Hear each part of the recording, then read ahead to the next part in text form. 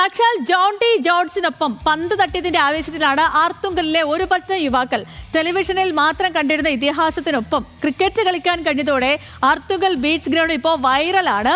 ആർത്തുങ്കലിൽ നിന്നും മനീഷ് മാത്യു തയ്യാറാക്കിയ റിപ്പോർട്ടിലേക്ക്. ഞാനിപ്പോൾ ഉള്ളത് ആലപ്പുഴ ആർത്തുങ്കൽ ബീച്ചിലാണ്. ഈ ഒരു ക്രിക്കറ്റ് കളിക്കളത്തിൻ്റെ ഒരു പ്രത്യേകത എന്ന് പറഞ്ഞാൽ സാക്ഷാൽ ജോൺ ടി റോഡ്സ് വന്ന് പന്ത് തട്ടിയ സ്ഥലമാണ്. നമുക്കിപ്പം അവരെല്ലാം ചേരുന്നുണ്ട്. ജോൺ ടി റോഡ്സ് എന്ന് പറയുമ്പോൾ 90 കിഡ്സിനെ സംബന്ധിച്ചിടത്തോളം ഒരു വൈകാരികത തന്നെയാണ് അദ്ദേഹം. അപ്പോൾ എങ്ങനെയാണ് അദ്ദേഹത്തെ നിങ്ങൾ കണ്ടുമുട്ടുന്നത്? ഇങ്ങോട്ടേക്കുള്ള വരവ് എങ്ങനെയായിരുന്നു അദ്ദേഹത്തിന്?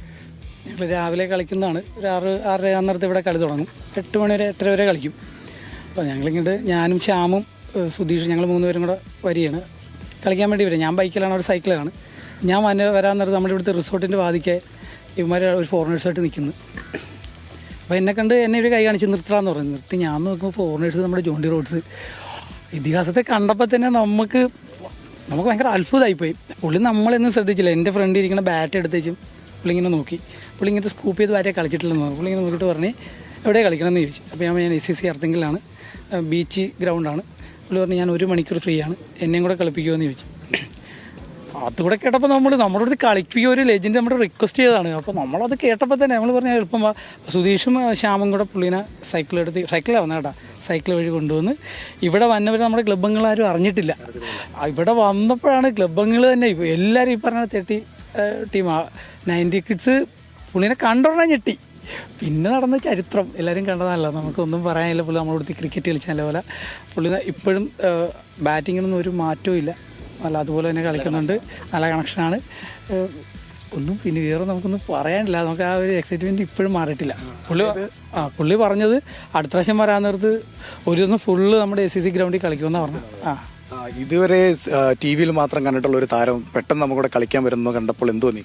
ശരിക്കും പറഞ്ഞാൽ ആശ്ചര്യമാണ്. കാര്യം വേറൊന്നുമല്ല, നമ്മൾ പണ്ട് മുതലേ കളി കാണുന്ന ഒരാളാണ്. അപ്പോൾ ഞങ്ങളെല്ലാവരും തന്നെ പണ്ട് മുതലേ കളിക്കുന്ന ആൾക്കാരാണ്. അപ്പോൾ അവർക്ക് ജോൺ ടി റോഡ്സ് എന്ന് പറയുമ്പോൾ ശരിക്കും ഒരു ഇതിഹാസം തന്നെയാണ്.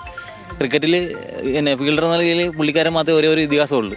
അപ്പം അദ്ദേഹത്തെ കാണുമ്പോൾ തന്നെ നമ്മൾ കെട്ടിപ്പിടിച്ച്. പുള്ളി എനിക്കൊന്നും കേരളത്തിൽ ഒരു വേറെ ഗ്രൗണ്ടിൽ കളിച്ചായിട്ട് അറിയത്തില്ല. കൊച്ചി പോലും വന്നിട്ട് പുള്ളി കളിച്ചിട്ടില്ല. കളിക്കാനുള്ളൊരു ഭാഗ്യം കിട്ടിയത് ഞങ്ങളുടെ SCC ഗ്രൗണ്ടിനാണ്. ഞങ്ങൾക്കും കാര്യം പറഞ്ഞോട്ടെ, കാര്യം പറയാൻ പറ്റില്ല. ഈ ഒരു വാൻശാലയുടെ പേരാണ്, വാൻശാലയുടെ അവസ്ഥ അറിയാല്ലേ, ലക്കി സ്റ്റാർ എന്നുള്ള വാൻശാലയാണ് ആദ്യം ഉണ്ടായിരുന്നത്. അപ്പോൾ അതിൻ്റെ പ്രതിനിധികളായി ഇവർ. അപ്പോൾ ആ പേരിൽ ലക്കി സ്റ്റാറിൻ്റെ വാൻശാലയും SCC ആർത്തുങ്കൽ എന്നുള്ള പേരും കൂടി ചേർത്താണ് ലക്കി സ്റ്റാർ SCC എന്നാണ് ഈ ഗ്രൗണ്ടിൻ്റെ പേര്.